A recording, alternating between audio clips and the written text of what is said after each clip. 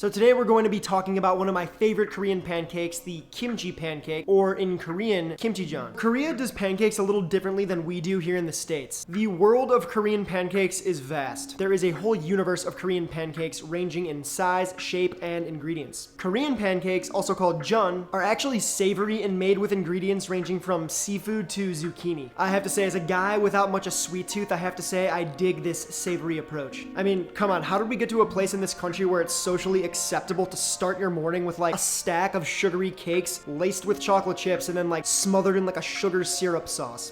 I mean, really, it's insane. But that's a different rant. Hopefully this video tickles your interest in Korean pancakes and awakens a sort of pancake renaissance in your life. Or at the very least teaches you a bit about kimchi pancakes. To make a kimchi pancake, we first need kimchi. Here I'm using some Napa cabbage kimchi that I made in my last video. If you're feeling saucy and want to make your own kimchi, I recommend doing it because it's fun. But store-bought works just fine too. Using older sour kimchi is best for making pancakes, but if all you have is fresh, that works fine too. The sour stuff just makes for a more flavorful, tangy pancake in my opinion. This is the kimchi brine. It's a mixture of the kimchi paste and the water from the vegetables that is released during fermentation. Oh, God. Remove some kimchi from its glass prison along with a bit of its brine. You can skip this part and leave the kimchi whole, but I actually like to chop up my kimchi before adding it to the batter. We really want the kimchi to stay somewhat crunchy, so don't mince the kimchi, just take it a step past a rough chop, like something like that.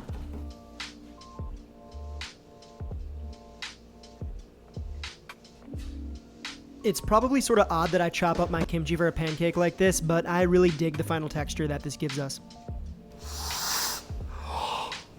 Okay, so now we need to make the batter. Here we just have some of that kimchi brine, some good old H2O, an egg, and some honey for sweetener. Believe it or not, this little bit of sweetness actually helps bring all the other flavors, the saltiness, the spiciness, kind of balances it out. Add all of ye ol ingredients to ye ol mixing bowl and mix them up. I mix in all the liquids before adding the solids because everything just sort of works in easier. Give it all a little whisk or just use a fork to incorporate the egg, then it's time to add our other goodies. I keep my kimchi pancakes pretty simple. Add in the chopped kimchi, some green onion, also called scallions, or grunions, depending on who you ask, and all-purpose flour. The flour is what's going to make our batter a batter. Remember, a batter is thin enough to be dropped in with a spoon, while a dough is much stiffer. Mix the batter until all the flour is worked in. We're going for a chunky boy consistency here. It should look something like this. Sometimes a little extra brine stuck to the kimchi can throw off your measurements and make things runnier, so if your batter looks thinner than this, it's not a problem. Just add a little more flour until you get something similar to this. With the batter mixed, it's time to cook.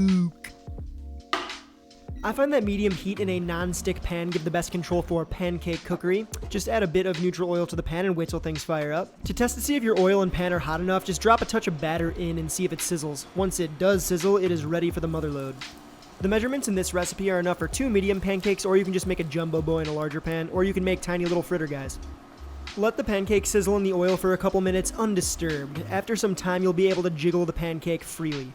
Around this time, you'll notice some darker coloring along the rim of the pancake. Once the pancake is fully jiggleable and the rim is dark, we are ready to flip. You can also just take a peek if you want to see if it's done. Oh yeah. And if flipping makes you nervous or you added a little too much oil to the pan, you can use a spatula to carefully turn the pancake over in the pan. We're going for some color but nothing burnt. If you end up with a few char spots, it's all good. Really don't worry about it. It'll still taste good. I find that the pancakes turn out better and cook more evenly with a couple of flips, but if doing so spooks you, just flip one time. If you are making 2 pancakes like me, rinse and repeat for pancake number 2.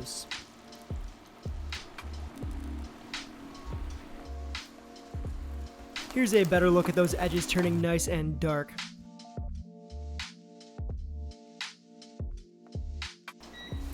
Oh! And if you think your flapjack could use a bit more crispiness, don't be afraid to sneak some Earl around the edges.